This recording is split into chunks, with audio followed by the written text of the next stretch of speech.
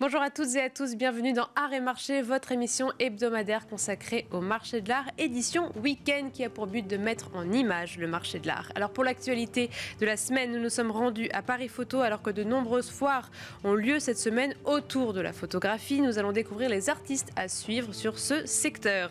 Et puis pour l'interview du week-end, nous nous intéressons à Vulcain, le plus grand squelette de dinosaure jamais proposé à la vente. Le commissaire-priseur Florent Barbarossa nous en dira plus sur le marché de ces squelettes d'animaux qui fascinent. Merci à tous et tous qui nous rejoignez. Tout de suite, c'est Art et Marché, édition week-end.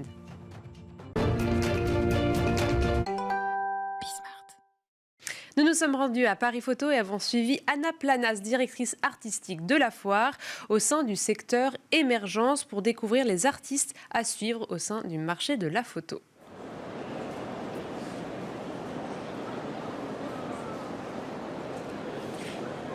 Nous sommes au Grand Palais aujourd'hui pour la 27e édition de Paris Photo, dans une édition augmentée avec 195 galeries cette année.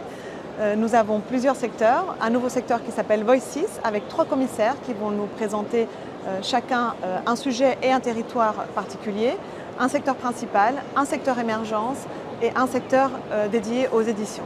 Le secteur émergence cette année présente 23 projets. Il s'est considérablement agrandi. Ce sont des artistes qui débutent dans la foire et dont il est important de bien comprendre leur travail. C'est aussi une très belle façon de commencer une collection puisque les prix des œuvres du secteur émergent sont forcément moins chers en fait que des artistes très confirmés que vous allez retrouver dans la foire. Donc c'est une excellente manière d'être introduit au marché de l'art et de découvrir, d'avoir la possibilité de découvrir les talents de demain. Le secteur émergence commence avec des œuvres à 1 000, 2 000 euros et vous pouvez aller jusqu'à 10 ou 20 000 euros en dépendant des œuvres, des ensembles. Secteur principal, la fourchette de prix est très très large, donc ça va de quelques milliers d'euros à des centaines de milliers d'euros, voire plus. On retrouve quelques sujets qui sont communs aux préoccupations de la jeune génération, comme l'écologie. On pourrait aussi remarquer qu'il y a un retour aux expérimentations photographiques avec plusieurs projets. Nous sommes ici dans la galerie Torch qui présente le travail de Poppel Como, qui est une artiste néerlandaise qui travaille justement avec l'expérimentation. Elle utilise seulement des photographies de la couleur du ciel qu'elle vient superposer par couches successives sur des images. La jeune génération pousse les limites de l'image et a envie d'expérimenter avec le médium. On voit ici en fait que c'est une artiste qui travaille aussi beaucoup avec notre perception. Vous avez une image d'une chaise mais qui est montrée seulement partiellement. Elle est suggérée mais on n'a pas besoin de la voir entièrement pour comprendre que c'est une chaise.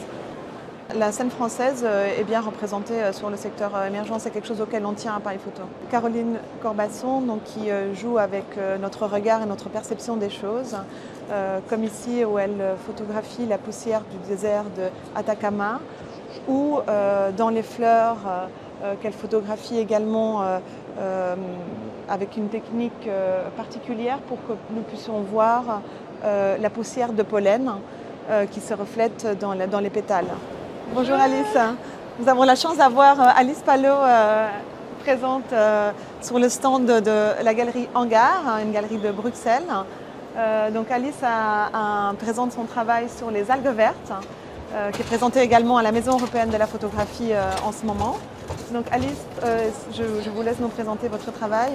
C'est ce que j'appelle des documentaires d'anticipation, c'est-à-dire que je vais documenter le réel, le présent, pour donner à voir ma vision d'un futur proche.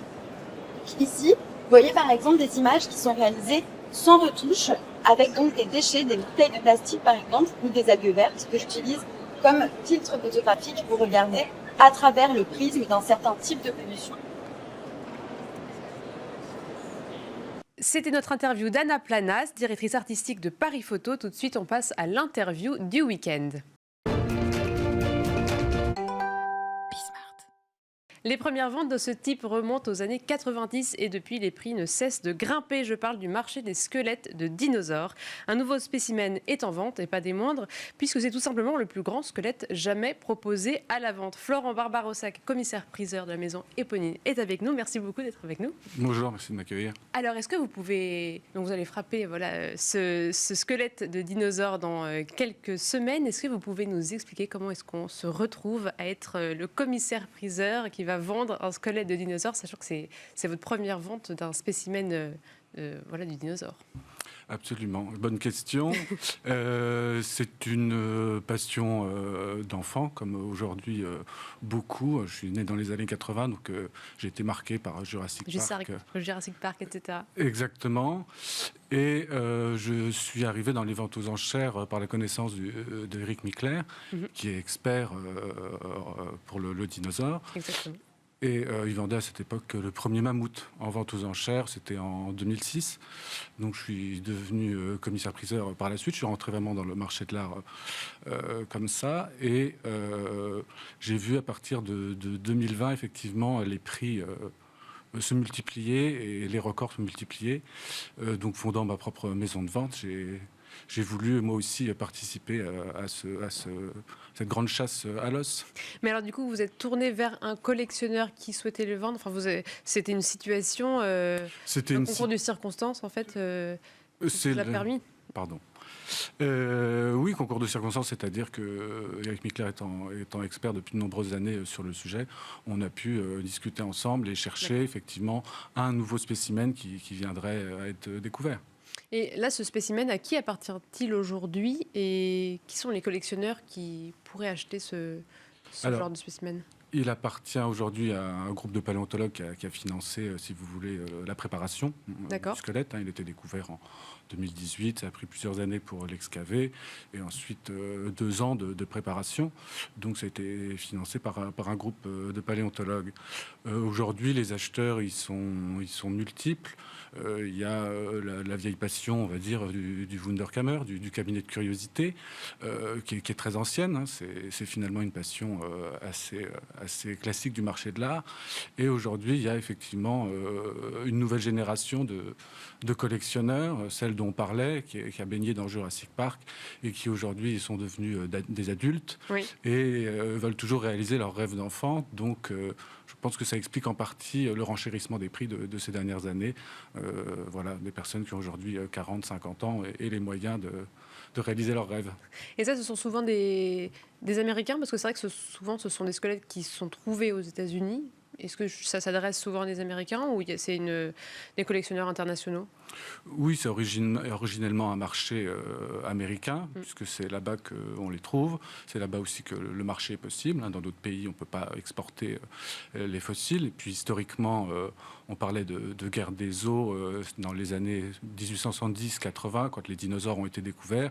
Il y a eu une bataille entre 2 scientifiques, March et Kopp, qui ont été suivis par les Américains comme un feuilleton à qui découvrirait le plus grand nombre de dinosaures. Donc ça a popularisé vraiment les dinosaures. Et puis il y a cette deuxième vague qui a démarré dans les années 90, qui a réactivé ce goût pour les dinosaures. Est-ce que vous pouvez nous présenter Vulcain? Alors ça, c'est le nom du dinosaure qui sera en vente. Alors Vulcain, c'est un apatosaure, c'est-à-dire un sauropode, ceux avec les très grands coups. Justement, pour la génération des années 80-90, c'est la même espèce que Petit Pied, le dinosaure. Voilà, on a tous pleuré devant Petit Exactement. Pied. Il est colossal, il fait plus de 20 mètres de long, ce qui en fait le plus grand dinosaure jamais vendu. Ce qui est très important aussi, c'est son degré de complétude. Il est complet à 80. Oui, c'est ça. C'est ça qui en fait une pièce exceptionnelle. Voilà, quand on parle de fossiles, ce qui est important, c'est effectivement la qualité d'un fossile, à savoir le degré de complétude. Là, il y a 80% de la masse osseuse d'origine, ce qui est colossal, qui en fait l'apatosaure le mieux préservé au monde aujourd'hui sans problème. Et notamment, particularité, le crâne, qui longtemps n'a pas été découvert avec ces dinosaures, parce que c'est quasiment la plus petite pièce du squelette. Et lui possède la moitié de son crâne, ce qui est rarissime pour ce type d'espèce. Et petit bonus de fin, il a une pathologie sur les vertèbres caudales, sûrement peut-être une cicatrice d'un combat, donc ça rend vraiment ce spécimen tout à fait unique. Parce que le degré de complétude d'habitude, par exemple les dernières ventes, c'est quoi? C'est plusieurs spécimens, 2-3 spécimens qu'on a mis ensemble? Absolument, ça c'est, on va dire, une chimère. Plusieurs individus ensemble, c'est pas un bon squelette. Mais pour exemple, effectivement, celui qui est exposé au Muséum d'histoire naturelle de New York, le squelette d'apatosaure, ils ont pris 4 individus pour en faire un seul squelette. Voilà. Donc celui-ci, 80%, c'est exceptionnel. D'autres passés dernièrement, dans les records, le Tricératops, par exemple, qui avait été jugé plus de 6,5 millions à Paris, il était complet qu'à 60%.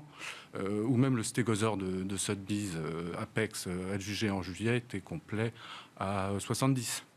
Oui, c'est ça. Donc, je reviens sur cette histoire de vente, des dernières ventes, c'est vraiment des prix crescendo. Et vous expliquez ça par une Madeleine de Proust de collectionneur, où il y a aussi quand même d'autres éléments, je ne sais pas, peut-être de recherche, peut-être des musées qui s'intéressent d'autant plus. Voilà, je parle effectivement de la culture populaire qui joue, hein, les passions. Enfin, un objet, il faut qu'il soit désiré. Donc, pour le désir, il faut du rêve, l'imaginaire. Il y a aussi, je pense, la dimension, si vous voulez, de vanité. Ça nous rappelle, c'est des animaux qui ont régné sur la Terre pendant 150 millions d'années. C'est un temps absolument incroyable pour nous, donc c'est quelque chose qui fait rêver. Puis peut-être aujourd'hui aussi avec peut-être le changement climatique qui fait que on voit ces animaux qui ont disparu parce que leur milieu a disparu également. Donc ça nous interroge nous-mêmes. Je pense que c'est un autre sujet de réflexion. Et en plus, si j'ai bien lu, celui-là appartient à une période qui est assez peu connue. Le Jurassique supérieur, c'était il y a 150 millions d'années, effectivement. Oui, c'est un peu moins connu, puisque le T-Rex, lui, il apparaîtra que 40-50 millions d'années plus tard. Donc après, voilà, il y a différentes périodes, différents dinosaures. Le Vulcain n'a jamais croisé de T-Rex. Et il y a beaucoup de musées qui s'intéressent à ce genre de pièces, ou c'est des prix qui sont trop élevés pour les muséums d'histoire naturelle? Alors les prix seront effectivement un peu trop élevés pour les musées, mais le fait est que la majorité des spécimens qui sont vendus en vente aux enchères finissent dans les musées, puisqu'il y a régulièrement un mécénat qui se met en place, des prêts, puisque... comme enfant, avec nos jouets de dinosaures qu'on voulait montrer à nos camarades, le squelette de dinosaure, on a envie que tout le monde le voit aussi. Oui. Voilà. Et est-ce que c'est on peut parler d'un véritable marché du squelette de dinosaure, ou c'est vraiment des œuvres, des pièces ponctuelles qu'on va trouver au fur et à mesure de l'histoire, des recherches, etc., où ça tend à ce soit un vrai marché avec des échanges réguliers? J'ai l'impression que c'est un marché qui se structure. Autant, depuis... C'était en 97 le premier squelette de T-Rex vendu, qui était à l'époque à 16 millions de dollars. Le prix était multiplié par 2 là, en 2020 avec Stan. Et c'est là que... donc, si vous voulez, on considérait le marché un peu comme la chaîne alimentaire des dinosaures. Il y avait le T-Rex tout en haut et puis les autres dinosaures. Et finalement, il y a eu renchérissement de ces autres dinosaures. Et là, c'est vraiment un coup de tonnerre, entre guillemets, qu'un stégosaure puisse être vendu plus cher qu'un T-Rex. Ça, c'est vraiment un fait marquant. C'est-à-dire que tellement ils sont popularisés aujourd'hui, les gens connaissent les différentes espèces et plus que le T-Rex. Donc, il y a un intérêt visiblement redoublé. Eh bien, merci beaucoup, Florent Barbarossa. Je rappelle que vous êtes commissaire-priseur de votre maison de vente aux enchères, Barbarossa. Et quant à nous, je vous remercie de nous avoir suivis et on se retrouve la semaine prochaine pour un nouveau numéro d'Art et Marché.